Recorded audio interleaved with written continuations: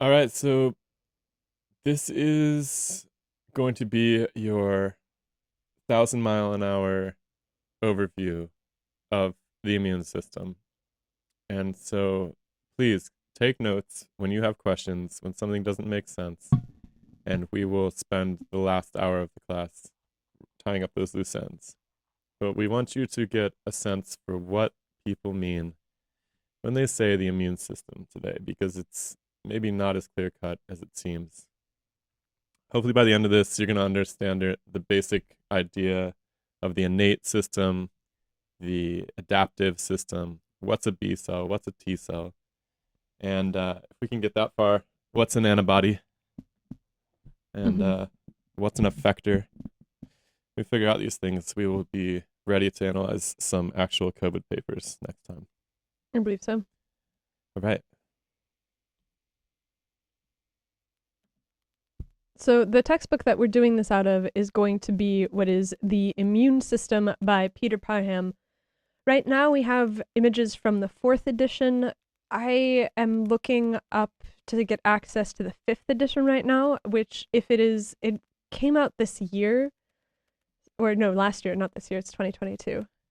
So it's very, very recent. It might have some better pictures. We might switch to that one. In terms of whether or not you yourself should buy the immune system textbook, Well, they're gonna have we can give them a link to this presentation we're doing right now. we're going to give you a link to the presentation. And so I don't think that it's necessary for you to spend money on the textbook. It's very expensive. Textbooks are best used as a reference manual. If you go into immunology, if you go into any kind of epidemiology, any kind of public health that has to do with the immune system, I would definitely suggest that you get a couple of really good immunology textbooks. I don't think that it's worth getting for a semester to use for a seminar class because you'll have these available to you. And most of what we're gonna do in this course is gonna be peer-reviewed papers. We'll just get them and share them with y'all. All right. All right.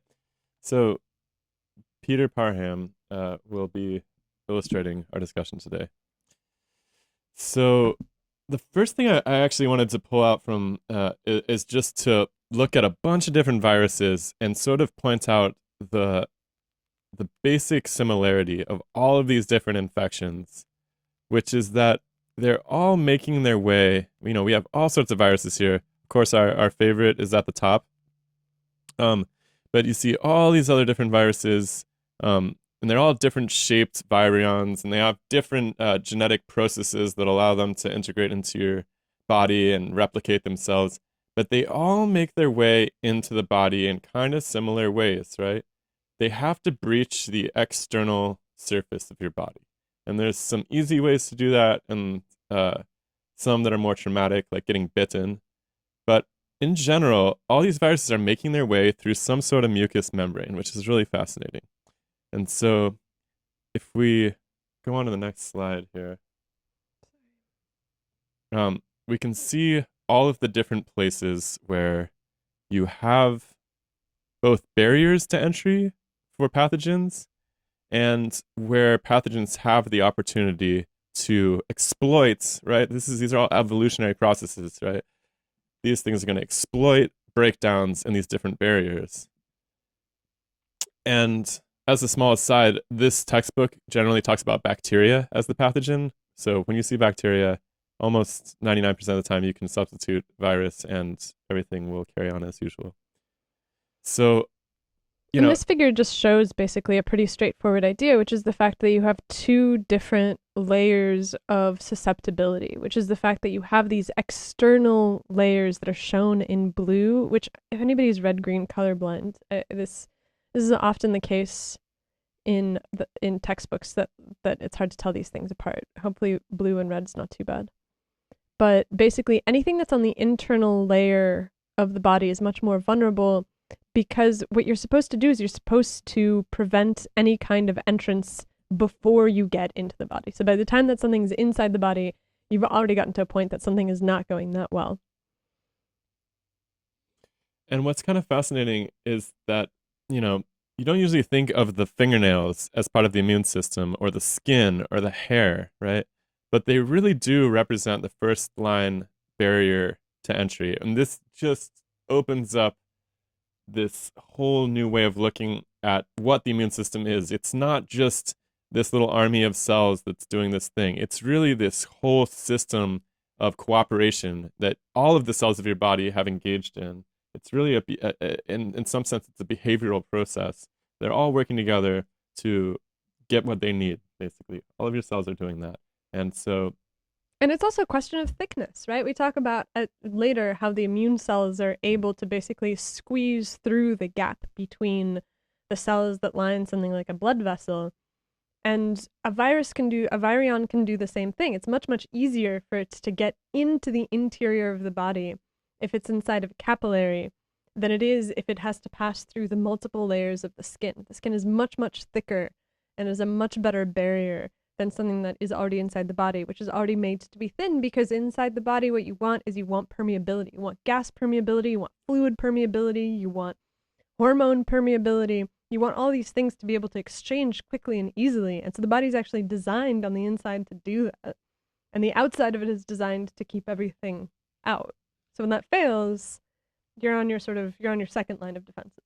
and so when you have different levels of compromise to those systems, you start seeing increased levels of pathogenicity, especially with this virus that we're talking about in the pandemic, right? And especially when you think about age, right? Like as you age, my skin's not as elastic as it used to be when I was a kid, right? And so that's going to lead to the potential of those barriers breaking down and certain pathogens being able to make easier entry. And of course, like this virus is coming through the mucous membranes of the nasal cavity, but that also is susceptible to breakdown. And I think this already at the level of just the entry of the virus, we're talking about a spread in the way that people are going to respond, because some people are going to be more susceptible than others just because they're older, right? And it has a physical basis. It's not just like the virus hates old people, right? It's because these barriers start to wear down over time because they're imperfect, and that's just the breaks that happens to all of us. Okay, so there are two huge components when it comes to the cells that make up the army, which constitutes the sort of circulating aspect of your immune system. So the first aspect of the immune system, just the barriers, right?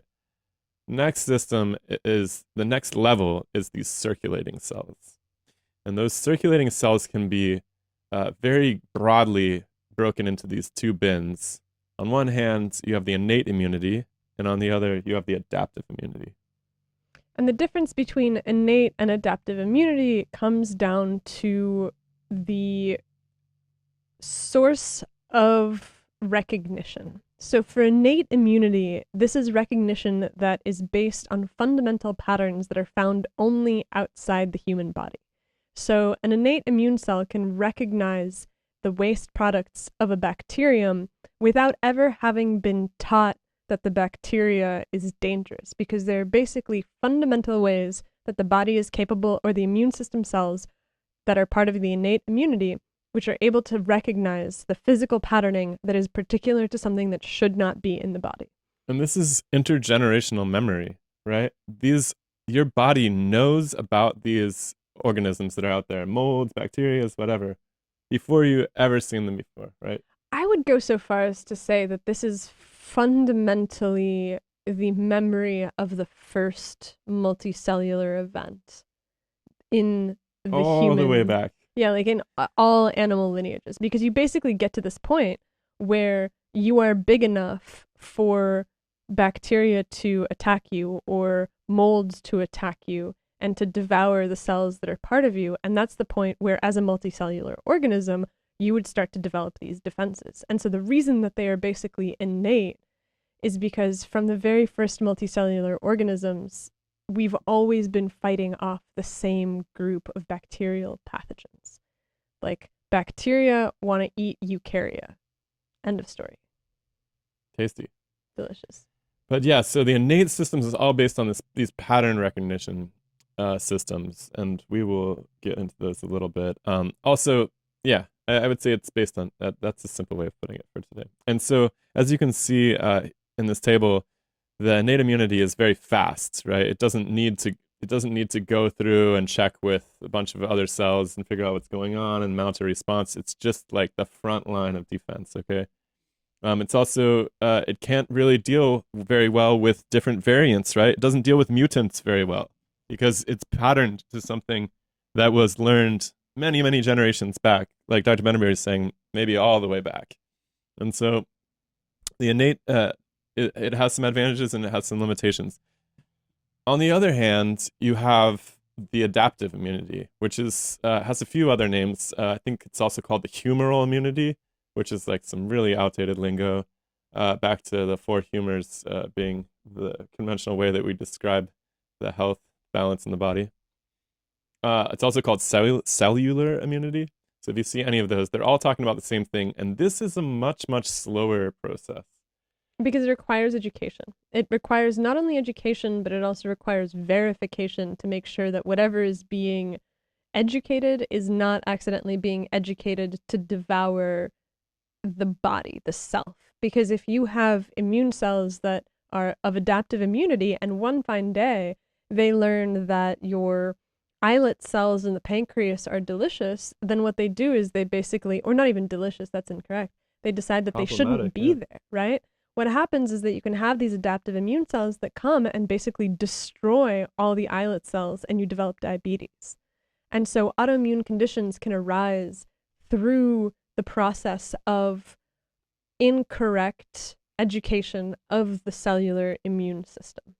And that's why it's called adaptive, right? Because your body is trying to adapt to these new entities that it's encountering.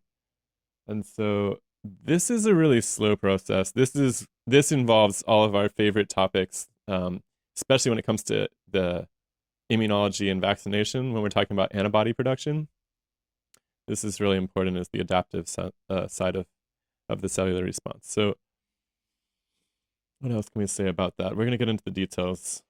The sort of the fundamental baseline is the fact that there are what it says here, common effector mechanism for the destruction of pathogens. Though the two immune systems have different ways of reacting to pathogens, different speeds, different abilities, different mechanisms for being produced, the end result is the same. It's basically they have the same arsenal of weapons. It's just a question of how specific they are. Are you generically reacting to the fact that there's a bacterium inside of you that shouldn't be there?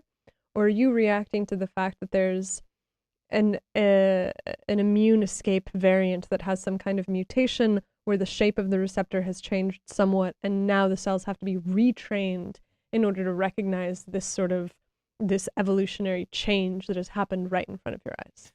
Yeah, in some sense, adaptive immunity is like a really fast evolutionary process that happens in your body in real time, like during one lifetime. It's just kind of incredible. But this is, I think it's actually one of the most beautiful, amazing, like biological processes there is this idea that your body can fashion a specific antibody, finds the cell, right? It's making antibodies that are available to anything that it could ever encounter, and then it finds that one and multiplies it. And so that process is really cool, and we'll get into it a little bit today, but more later down the line. All right. All right, so what do we have here? We have the key elements of innate and acquired immune responses. So basically, what we have is the fact that we just talked about innate and adaptive. Innate is what you're born with, adaptive is what your body learns to do. These are kind of the players that are involved. Right, and so all of these words are probably not familiar to you yet, such as polymorphonuclear leukocytes, phagocytes, NK cells, pro-inflammatory mediators. These are basically words that you don't know yet, but we will talk about how all of them sum to produce the desired effect, which is that you get rid of the cell or the substance that you don't want inside of the body. Yeah, I think we'll see all these players in time. I think it's worth maybe briefly touching on what each one of these terms means, because we're going to see them in the papers. I don't want to bore anybody to death, but I want to make sure it's not the first time you've seen it. But I think actually we will come back to these in a later slide for the most part. But basically, what this is, this table for future reference is just showing you the different characteristics. You have rapid response versus slow response. You have these polymorphonuclear leukocytes and phagocytes versus B cells and T cells. So when you're looking at a paper and you come across that someone is talking about neutrophils or they're talking about macrophages, then you can be like, oh, okay, so that's attacking the innate immune system. If they're Because talking, everybody who's not a B cell or a T cell is part of the innate immune system. NK cells also are a special case, but we're not probably going to be dealing with them too much. right, so B cells and T cells are going to be the cells that are educated, and these are the cells that are going to be broken in the adaptive immune system. NK cells, and so these are natural killer cells, and these are natural killer T cells. Both of these are what are called effector cells, which are sort of the final cells in the cascade that actually take care of business. Here you have preformed effectors with limited variability versus B cell and T cell receptors with specific selective attachment to foreign agents, and that's what we're talking about the fact that you're either born with preformed receptors that are basically just stuck in this shape where it's just like, look, this is the shape of a bacteria. I know bacteria. Let me do my job. Versus somebody else who's like, this is like a 1965 vintage bacteria of Bacillus anthracis version 3.261. Like, these are going to be your different ways of behaving. Pattern recognition molecules recognizing structural motifs. This is basically a subset of what these preformed effectors look like. Like Dr. DeLay said, this is pattern recognition. This is literally like shape into shape. Lock and key sort of stuff. It's wild when you think about it. Like the immune system functions on the basis of making a bunch of different shapes that fit the entire key system of biology. And what's really annoying but beautiful is that it's not so simple at the same time. A shape will affect a response, but like we were talking about earlier, there's all these top-down patternings that are coming from the hormone structures and from the brain and from stress and all of these things that really can fine-tune to what extent those effectors play out. And so that's going to really complicate things when we start looking at the different symptom groups and just really the diverse pathogenicity of this virus. Mm-hmm. To finish up the table, we have soluble activators, which is the fact that innate cells tend to take the things that they make and they just kind of squirt them out into the either intercellular fluid or into the lymph or into the blood, and they do their thing by diffusing through the body. Versus adaptive cells, they tend to, though this is not always the case, hold on to their molecules of action, which is antibodies. Except for the special B cells, plasma cells, yeah. There are a kind of cells that secrete antibodies into the blood, and they just let them go and diffuse through the body, but that is not what would you say? It's not the norm, yeah. So it's not the canonical mechanism. There's a lot of communication that goes on, right? So a lot of these folks, we keep saying the word effectors. These are the ones that are actually going out and punching the bad guys. But there's a whole team behind the scenes that's out there orchestrating these responses.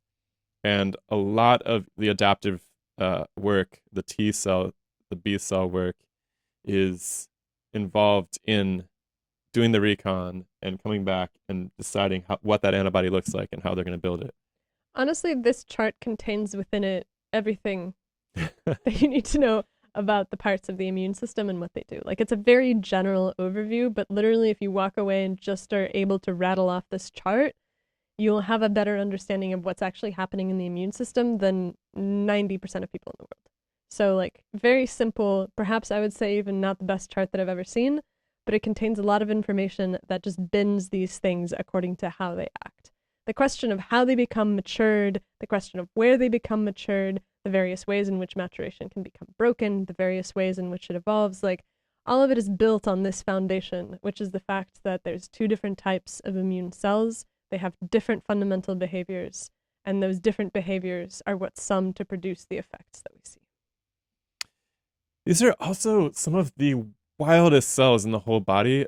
They're very similar to amoebas in that they really do walk around throughout the body, and I don't think there's any other cells that do that I'm aware of. They really almost resemble microbes in their own right, in that they're very autonomous. They go around, they do their job, they coordinate efforts, they can come together in communities. It's very wild. This is a really unique and fascinating system. I, And really feeds into my belief that the human body is basically a collection of separate systems that have all decided to cooperate. But I have no proof for this. And so it's pure speculative philosophy. well, it's clearly a collection of cells that are all getting along for the most part when folks are healthy, For the anyways. most part. Um, this is just to, well, I don't think we have to go into the details here, but I threw this slide in just to illustrate this idea of pattern recognition to some extent, what an effector cell is, right? It's actually this is the bad guy. We could say this is a virus. It's a bacterium in this picture. But there's different immune soluble factors, right, that are made by the innate cells. Which is called the complement system. In this case, In yeah. this case is the complement system. There's all sorts of effector molecules, soluble effector molecules. This one's called complement. We might deal with complement. I think it actually is involved in some of this thrombogenic behavior, this clotting stuff that's happened that people are talking about. So we'll get into that more. But the basic idea is that you have one cell that's secreting some sort of molecules to tag the bad guys, and another cell, these phagosomes, usually macrophages or neutrophils or somebody, is coming along and eating the thing that's been tagged. And so this is another coordinated effort. It's really a lot like a sports team or something. There's somebody, everybody's got a different role, and it's quite a orchestration. So, and with the innate system, it could be that you have one cell that has determined that there's something, one innate immune cell has determined that there's something in the body that shouldn't be there, and it starts to pump out this substance, this complement. And the complement it has a pattern recognition motif, and so what it can do is it can find the things that shouldn't be there and coat them. And it has two functions. The first function is the fact that it allows the innate immune system effector cells to find the object that has been coated, but also it serves to gum up the works of the thing that has been coated. The surface of bacteria needs to be exposed in order to interact with the cells that it's going to get into. Bacteria are constantly making stuff called exopolysaccharides, which are basically the sticky substances that let them make biofilms. The minute that you prevent the cell from being able to secrete stuff because you're blocking it and you can't allow it to interact with others of its kind, you're already... Or in the case of COVID, the spike protein, right? This is a perfect example, right? It needs that to gain entry into the cells. If you slap antibodies on the spike protein, you're basically just hindering its ability to dock, which is pretty cool. Right. And then the presence of the effector, the effector cell has a receptor on it that's able to sense the part of the complement that's not attached to the virion or to the bacterium. When it binds to it, it activates the processes that allow it to basically engulf it and digest it. Other times this one is drawn with all of these little circles in the cytoplasm. Sometimes it'll basically throw those out in order to digest whatever's there. There is a set reaction that is programmed based off of what kind of cell it is, and we'll talk about all that later. Yeah, let's keep rolling. We're going to get back to this. All right. This is the basics of inflammation. So you guys have probably heard the word inflammation before. You have a fever, you hit you stub your toe, it gets all big and red and swollen. And it's not such a trivial process. So, why does you stub your toe or something and it gets, you get an infection, right? Let's say you get a little cut.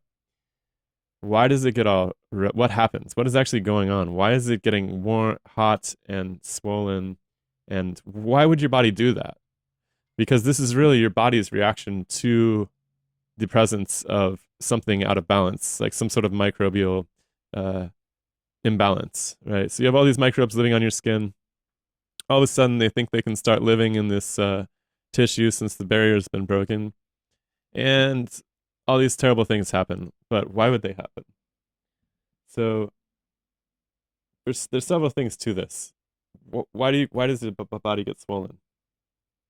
Well, the swelling is actually the motion of liquid into the area and the opening up of these junctions so that you can actually get interactions. Like I was talking about earlier, these white blood cells, which is another name for these wandering immune cells, both of the innate and the adaptive compartments, they have to make their way in and out of the blood vessels.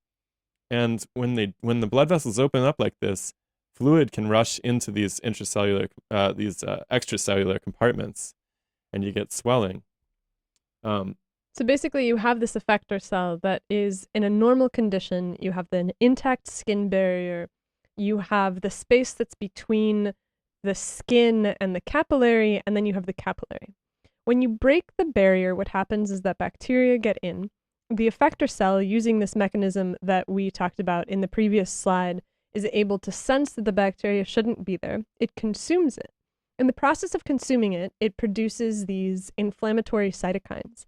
And we were talking about these molecules that basically float around the body and are able to cause the immune system to upregulate and to start reacting. Well, cytokines are super, super important. One of them that we'll learn a lot about. I mean, that's a word worth remembering, is cytokine in general, right? Cytokines are the first, like, they're the alarms of the body. Yeah, they're the fire alarms. So this cell basically. So this guy saw what was going on, and he's calling everybody. And in addition to calling everybody, he's opening up the highways so that people can get in. Right, like this picture doesn't necessarily do it justice, but the role of one of these cytokines is the fact that it basically dissolves the junctions between the endothelial cells, which then allows fluid to enter into this space. Fluid carries with it these various cells that are inside the blood vessels, and then you have the fact that both the immune system, the innate immune system cells are here, and then perhaps later these other cells from the adaptive immune system are able to show up. They clean up the mess, they help they like destroy everything that shouldn't be there, sterilize the scene, and then once the skin barrier is closed and the bacteria is dealt with, the immune response can go down, the fluid starts to recede, and then you have healing is able to begin without the presence of bacteria that are able to replicate within the body. And this is one of the points, too, which we'll see in some of the literature we examine, where things can go sideways in terms of COVID infections, where there's actually different leakages between different compartments, and you actually can get, I recall, there was different bacterial infections that were associated with the failure, these damaged endothelial compartments. And you were getting all sorts of cross-contamination from the gut and so forth.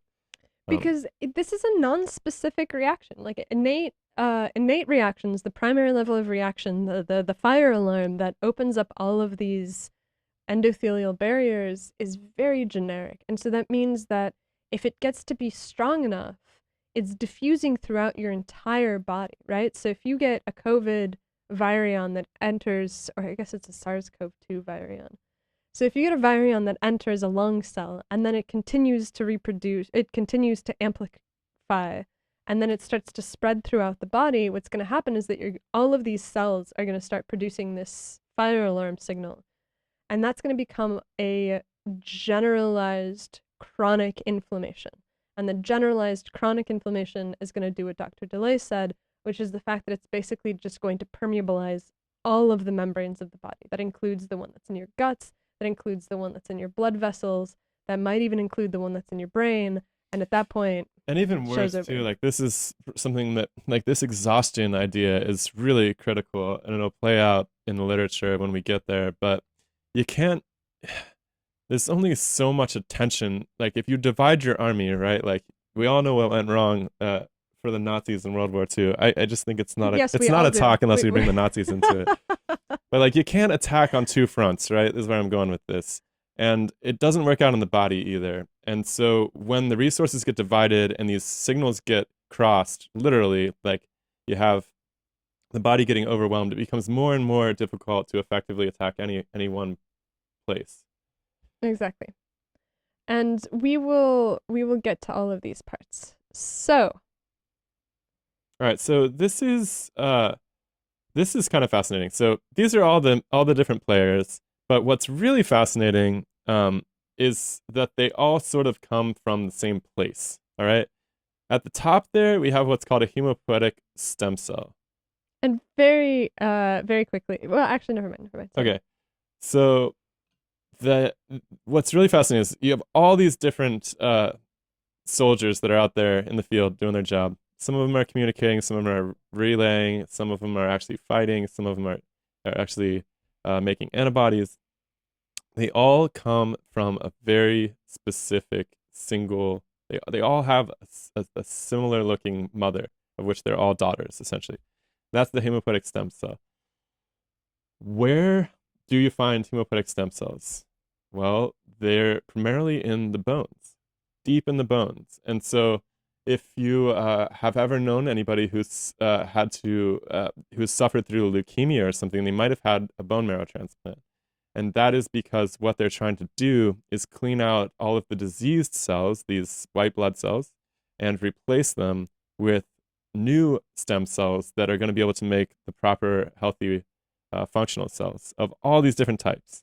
Because there's not a lot of cells in your body that are supposed to be made so frequently, and that you need to constantly be making more of, and that also have the ability to basically light your entire body on fire. And so when something goes wrong with one of these cells that's actively producing such active members and such dangerous members of your body, things go downhill really quickly.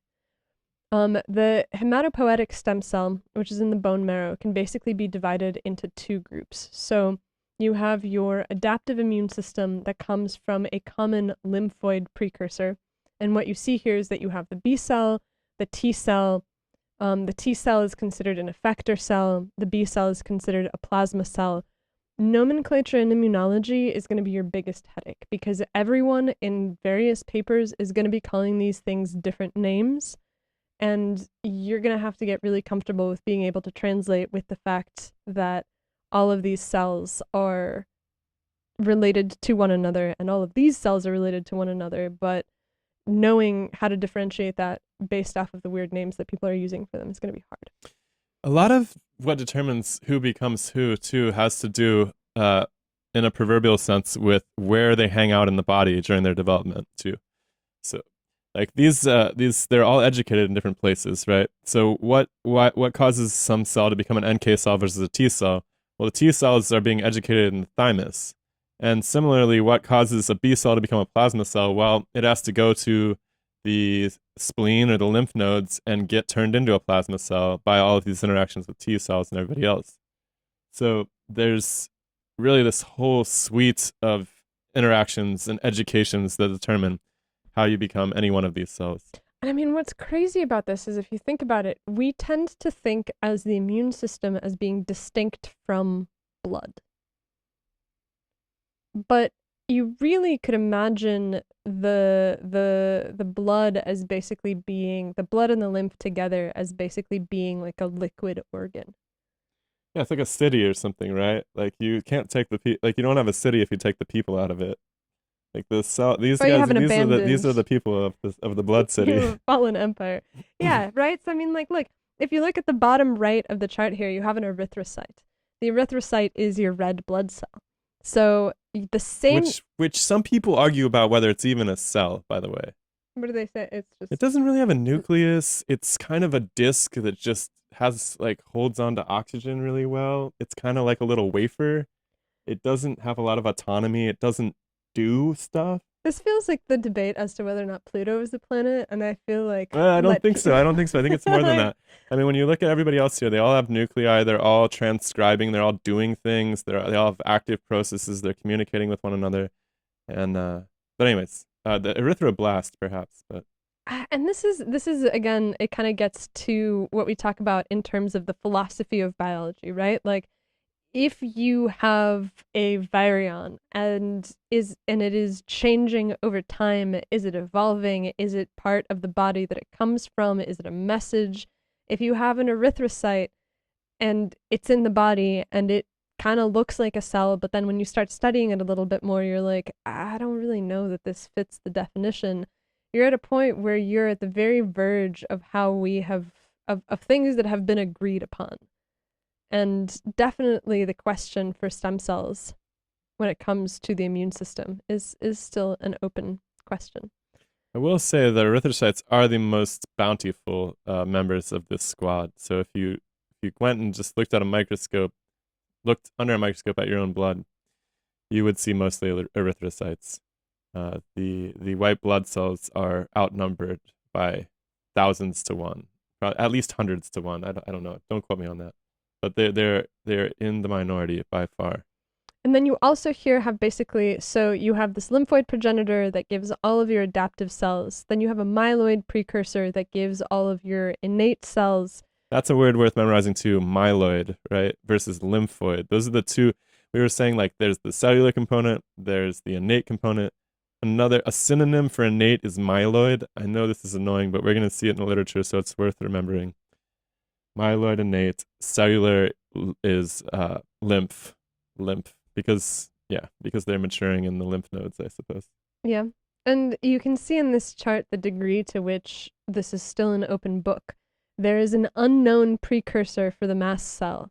The process by which dendritic cells are produced, there's just a question mark of like, maybe. And so these are things that we are developing our understanding of as we go. The immune system is very, very small. It is very, very expensive to study. The techniques for it are pretty arcane and complicated. You cannot do them outside of a big lab at this point. There's no like You can't even hardly do it outside of a body is the problem. Like, yeah, you pull one of these guys into a test tube and it doesn't have the rest of them. It's not going to make sense anymore. Right. And so you're just like, what does this cell do in this test tube? And it's not going to be what it's doing inside of the body. And so these sorts of huge epidemiological studies that are happening right now, that's kind of our best laboratory for figuring it out, which is an unfortunate thought because it just, you want to be able to believe in science and medicine that can be done outside of these contexts, but you come across the fact that it's expensive and there's nothing comparable to it.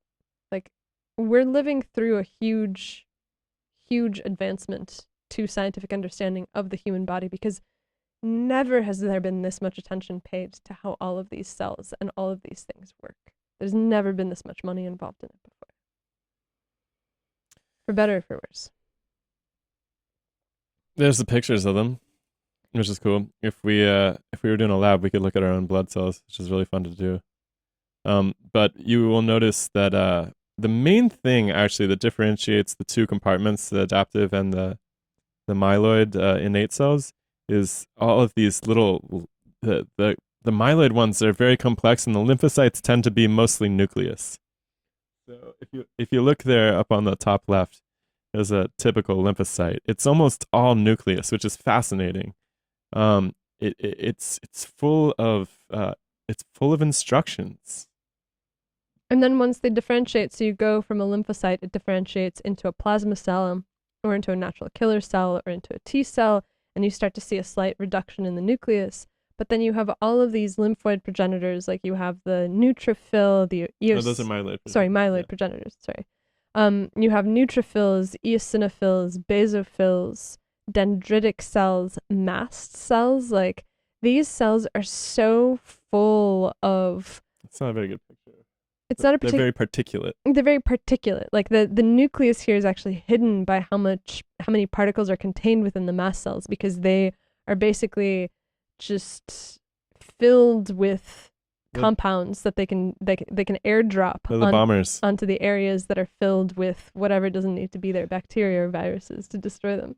I'm not going to quit with the military analogies here. So. We've got monocytes, which are basically precursors to macrophages. Macrophages are down here. They're the eaters of the body. The monocytes can differentiate into the macrophage. Megakaryocytes are part of wound repair and platelet formation. And then you have erythrocytes down here, which is what Dr. DeLay was talking about, which is the fact that it's like hard to argue that that's a real cell. It's like the baggage train. The point here is the fact that you have a bunch of different types of cells that are visually distinct, that they are functionally distinct. And structure informs function, function informs structure. And we're not going to be looking at a ton of these over the course of the semester. They will pop up though, so it's a good idea to be familiar with them. I think they will pop up in each one of, because one of the things that they're going to do in all of these papers is they're going to be talking about, one of the things they always do is they're going to look at the proportion of different blood cell types, and they're going to try to understand the pathology in terms of which compartment's being affected and how that's going to cause a breakdown that leads to a particular negative outcome. So we'll make more sense of the interactions between all these team players later, and we'll understand their roles as we go. I think it'll make more sense in context. What do we want to say here? You can skip this. We kind of already talked about it. Neutrophils, just like macrophages, are going to do a lot of eating. They do a lot of eating, and they also produce pus. So if you ever have an infection and there's the white goop in it, that's normally going to be neutrophils and macrophages. Like zits. Basically. And so what happens is that once they leave the bone marrow and they get into the area of diseased tissue, they engulf a bacterium, killing it, but then they themselves die. And so you accumulate these vast quantities of these dead cells, which then have to be cleared by the janitors of the immune system, which are the macrophages. This is why you get like those little, like in zits, you can get these little pussy things. I mean, sometimes it's full of like oily stuff too, but I just love talking about gross things. So we're on a hike earlier. Dr. Pennery's like telling me to stop talking about gross things, but I just can't help myself. Anyways, yeah, the reason, like, sometimes you can have a zit that's full of like white stuff and it's not infected, right? It's not necessarily red or swollen, and it's just because it's dead cells. It's these dead neutrophils. They've already done their job, and now they're cashing out. Indeed. So basically here on the left side, we have an arc of how bacteria or a virus gets eaten by a macrophage. So macrophages are these like big eaters of the body. And you have something that are called phagocytic receptors. And so phagocytosis is the process by which you mouth something, a piece of trash, and pull it into the body of the cell and digest it. What's inside of this phagosome? And these are those innate things we're talking about. Mm-hmm. They're pattern. Mm-hmm. These are the long-term intergenerational memories of what a bacteria or a virion looks like. And these, for whatever reason, appear to be conserved. Like the reason that innate cells are functional is because of the fact that they pay attention to the things on the body that cannot, or not on the body of the bacteria, on the cell of the bacteria, that the bacteria can't actually change for some reason, right? We have a limited number of degrees of freedoms when it comes to the shape of something and its function. So if our innate immune system is recognizing a piece on the bacterium that the bacterium cannot change due to the fact that it has to be this shape in order to perform a desired function, then you have this equilibrium in evolution where you're able to just stick with whatever innate system that you have for recognizing this pattern, because you know that your opponent isn't going to be able to change what it is that they have going for them because of just shapes and physics. The bacterium has these surface markers on it. They are complementary to the phagocytic receptors. The phagocytic receptors engulf the bacterium. They put it into a phagosome.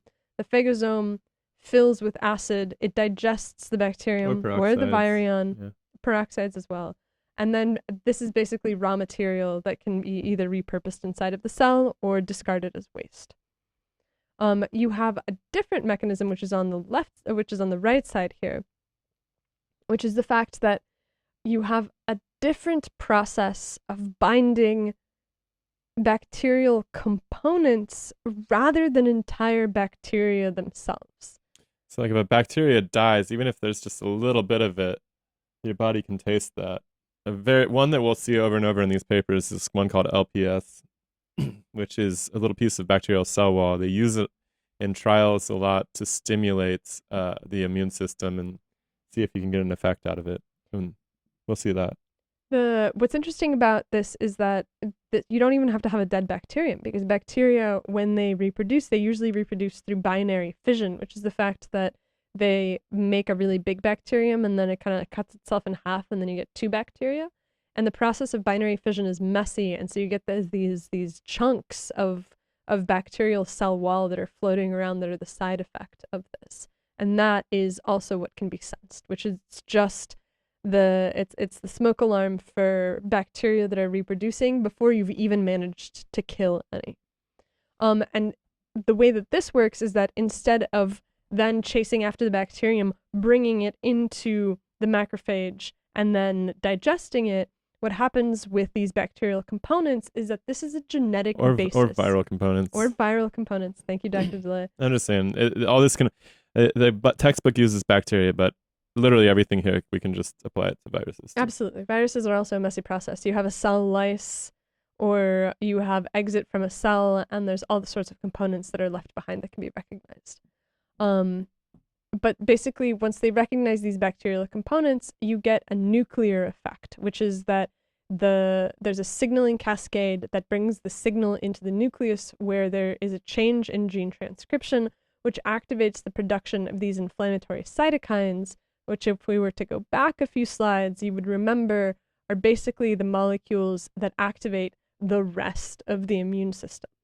And they remodel the tissue, right? They can open up the blood vessels to let everybody in, stuff like that. And these, I would say that these are normally occurring at different stages of infection. Like the bacteria are getting engulfed and degraded at the point where the infection is more or less under control.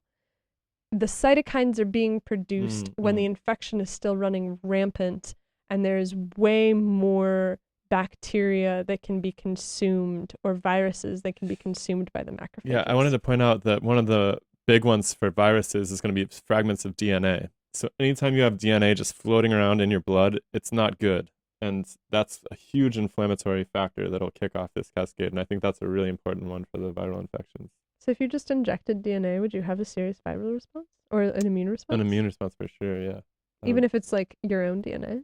Not your own. Okay. Yeah. I mean, it's got to be foreign DNA. I mean, the body's really smart, right? It has evolved to find probably patterns. These are all pattern recognition systems. That's what they're called, PRRs, pattern recognition receptors, and they're very much tailored to non-human actors.